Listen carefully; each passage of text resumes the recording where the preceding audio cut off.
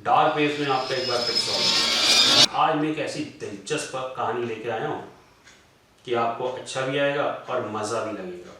मतलब कहने का ये मतलब है तो ये बिल्कुल रियल स्टोरी, मगर उस शख्स को मैं 3-4 साल पहले जानता था। उसका नाम था राजेश। राजेश एक कॉर्पोरेट ऑफिस में काम करता था और उसका रुतबा भी काफ़ी बड़ा था। राजेश था तो अच्छा इंसान, पर उसमें एक कमी थी, थोड़ा दिलफेक और आशिकबाज मिजाज का था। एक बार राजेश ने सोचा कि 3-4 दिन मैं छुट्टी के लिए चला जाऊं। उसने जीएम को तुरंत एप्लीकेशन दी कि सर मुझे छुट्टी में जाना है और मुझे 3-4 दिन लीव लेना है। जीएम ने तुरंत उसका लीव अप्रूवल कर दिया, क्योंकि राजेश का रुतबा तो बड़ा था ही और साथ में ऑफिस में उसका नाम भी काफ़ी बड़ा था कि वो काम बहुत अच्छे से करता है और वर्क भी बहुत बढ़िया लेके आता है। मतलब जो कंपनी में ऑर्डर्स होते हैं वो बहुत अच्छे तरीके से मैनेज करता था। काम करते हुए उसे 7-8 साल हो गए थे और एक वो बहुत बड़ी पोस्ट में था। राजेश में बस एक ही कमी थी, वो बहुत दिलफेक आदमी था, बहुत रंगीला और आशिक मिजाज का। जिस भी लड़की को देखता था प्रपोज करने लग जाता था। शादीशुदा होने के बाद भी उसको ये अपनी गलती बड़ी नहीं लगती थी।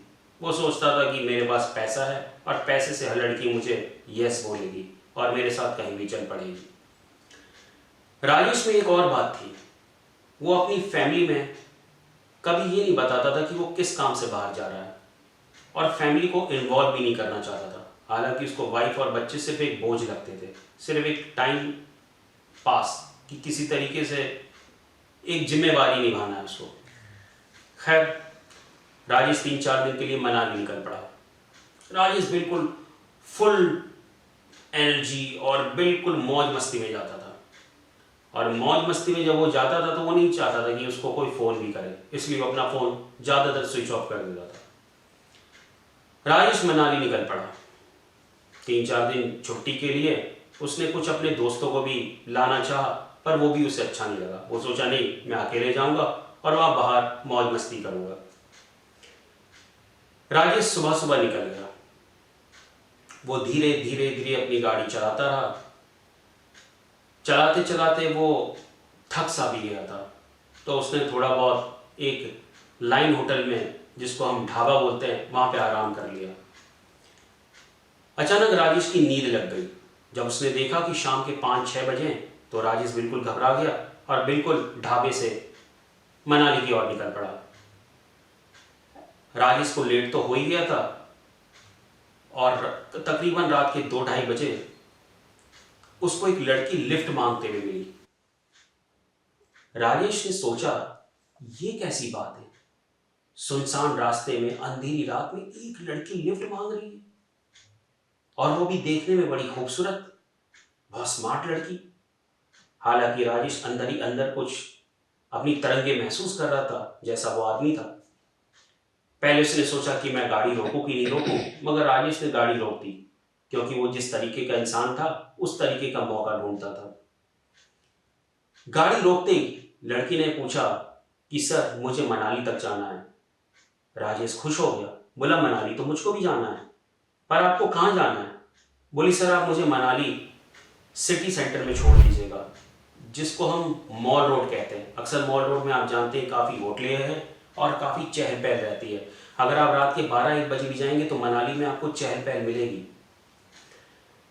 राजेश ने उसको गाड़ी में लिफ्ट दे दी और वो चल पड़ा।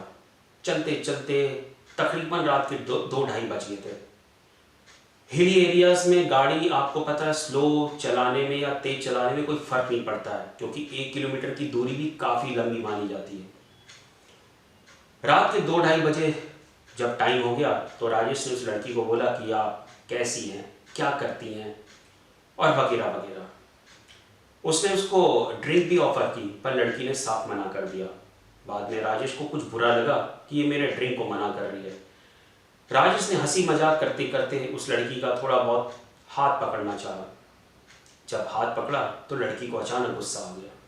उस लड़की ने बोला राजेश से कि मेरा नाम रीटा है, मेरे साथ भी ऐसा ही कुछ हुआ था, और जो हुआ था वो मैं बता नहीं सकती, क्योंकि उसे काफ़ी दुख था इस बात का। उसके साथ 3-4 लोगों ने कुछ ऐसा कर दिया था जिससे वो लड़की एक आत्मा थी। जी हाँ, वो इंसान नहीं, एक आत्मा थी। जब उसने ये बोला कि राजेश से कि मैं एक आत्मा हूँ, एक चुड़ैल हूँ, और अब मैं तुमको नहीं छोड़ूंगी। तुम्हारे जैसे दहशतगर्द लोग जो लड़कियों की मासूमियत से खेलते हैं, मैं अब बताऊंगी कि मैं हूँ क्या और तुम्हारे साथ अब क्या कर सकती हूँ। राजेश की अचानक हालत खराब हो गई और वो डर गया। वो थर थर थर कांपने लगा। उसके पसीने छूट गए कि ये तो एक चुड़ैल है, एक इंसान नहीं। इतने घंटों से मैं एक चुड़ैल के साथ सफर कर रहा था। राजेश इतना घबरा गया कि उसने माफी मांगी कि मुझे माफ कर दो, मुझसे गलती हो गई, मैं इस तरीके का आदमी नहीं हूं, कभी कभी मैं बहक जाता हूं। उस चुड़ैल ने बोला, बहक जाना, यही तो तुम जैसे लोग गलत फायदा उठाते हो। तुम्हारे बहकने का मतलब ये नहीं है कि तुम्हारी हवस का मैं शिकार बन जाऊं। जब राजेश बहुत डर गया, उसको घबराहट होने लगी और वो माफी मांगने लग गया। तब रीटा की आत्मा ने बोला, मैं तुम्हें माफ तो कर दूंगी, मगर एक शर्त है। राजेश ने बोला, हाँ, मैं तुम्हारी हर शर्त मानने को तैयार। राजेश ने वो उससे रीटा ने ये बोला कि मुझे मुक्ति नहीं मिली है, मेरी आत्मा भटक रही है। मैं चाहती हूँ कि तुम मेरे घर जाओ और मेरा क्रियाक्रम, मेरा शांति पाठ करवाओ कि मुझे मुक्ति मिल जाए। जैसे तैसे राजेश ने अपनी जान बचाई और उस लड़की से बोला कि हाँ, मैं तुम्हें वचन देता हूं, अगर तुम मुझे छोड़ दोगी मैं तुम्हारी मुक्ति करवा दूंगा। ये कहते ही वो लड़की वहां से अदृश्य हो गई, गायब हो गई। राजेश मनाली तो दूर की बात है, अपनी गाड़ी वापस ले लेता है और उस लड़की के एड्रेस में सुबह पहुंच जाता है। वहां वो उसके घर पहुंचता है और उसकी फैमिली वाले को बताता है कि आपकी लड़की की आत्मा आज भी मनाली में घूम रही है, मैंने उससे खुद देखा, उससे खुद बात की है। जैसे जैसे उस लड़की ने बताया था, राजेश ने वैसे ही वैसे उसकी फैमिली को बताया। उसकी फैमिली को तब यकीन आ गया और राजेश ने उसकी शांति, पूजा पाठ, क्रियाक्रम सब कर दिया, जिससे उसकी आत्मा को मुक्ति मिल गई। राजेश अपने घर वापस पहुंच गया। उसकी फैमिली वाले अचानक बोले कि ये क्या, आपका तो टूर था। राजेश ने बोला, मुझे एक गिलास पानी चाहिए और अब इस वक्त मैं आराम करना चाहता हूं। रात में उस लड़की की आत्मा आई और राजेश का शुक्रिया कहने लगी। राजेश ने मन ही मन सोचा कि मैं क्यों नहीं अपने पापों को, अपने तौर तरीकों को बदलता हूं। उस दिन के बाद राजेश एक अच्छा इंसान बन गया। अब वो अपने फैमिली वाले को टाइम भी देता था और कभी झूठ बोल के कहीं नहीं जाता था। लड़कियों के लिए उसकी इज्जत और बढ़ गई और अब वो लड़कियों का सम्मान करने लगा। तो दोस्तों, ये किस्सा बिल्कुल सच्चा है। राजेश आदमी तो अच्छा था, पर उसका चाल चलन कुछ ठीक नहीं था और अब उसे ये महसूस हुआ कि नहीं, मैं हर लड़की को एक अय्याशी का अड्डा नहीं बना सकता, एक वो नहीं सोच सकता जो एक चीज़ मुझे नहीं सोचनी चाहिए, वो सिर्फ मेरे एक अय्याशी के लिए नहीं है।